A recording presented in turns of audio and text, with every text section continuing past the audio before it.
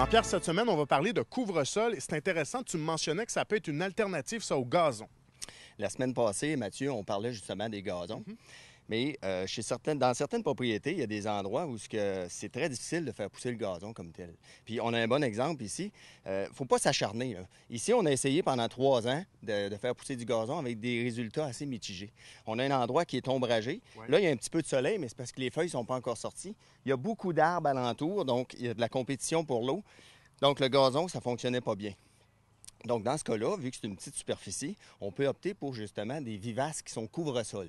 Puis c'est ce qu'on fait ici présentement. Et comment ça fonctionne concrètement? On voit que ça a été planté à bonne distance quand même? Grosso modo, ce qu'on a fait, Mathieu, c'est qu'on a tout simplement enlevé le gazon, gratté comme il faut. On a rajouté de la terre. Puis ça, c'est important. Quand vous implantez un couvre-sol, assurez-vous d'avoir un bon mélange de terre qui n'est pas contaminé de semences de mauvaises herbes. Parce qu'on ne veut pas nécessairement commencer à désherber entre. Ensuite de ça, il s'agit juste de planter.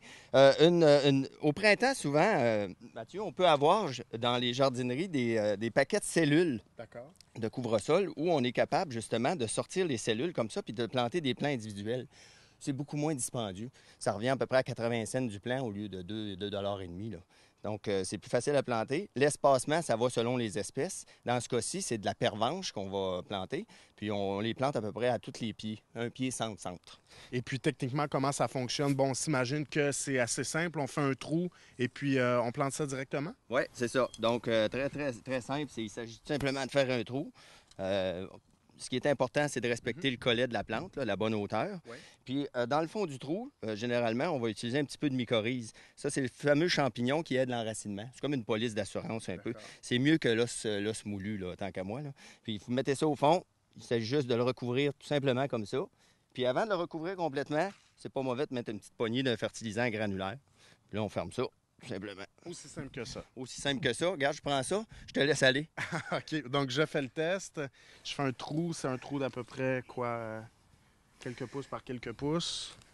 C'est ça. On enlève ça. On enlève un peu plus. Oh oui, tu peux te faire un plus grand trou. Plus grand trou comme ça. Oui. Puis après ça, il s'agit Fait que juste là, pour donner une idée aux gens, c'est à peu près, 3-4 pouces 3-4 par pouces 3-4 par pouces. 3-4 pouces. Et là, on met une poignée de ça ici. On plante la pousse ici comme ça. Et là, on n'oublie pas le fertilisant. On se poudre un peu, puis on vient remettre la terre comme ça. Pas plus compliqué que ça. Pas plus compliqué que Un ça. vrai Donc, pro. si je l'ai fait, tout le monde est capable de le faire. Absolument. Et là, ça j'imagine que ça dépend des goûts. Il y a d'autres options aussi. Oui, il y a plusieurs couvre-sols qui peuvent être utilisés. Comme ici, dans un endroit qui est plutôt ombragé et sec. J'en ai amené plusieurs ici derrière là, qu'on peut montrer. Mais il y a vraiment du choix maintenant. Là. Donc, il ne faut pas s'acharner avec le gazon. Si ça ne pousse pas, il faut trouver une alternative. Super. Ben merci beaucoup. Bonne semaine. Bonne semaine.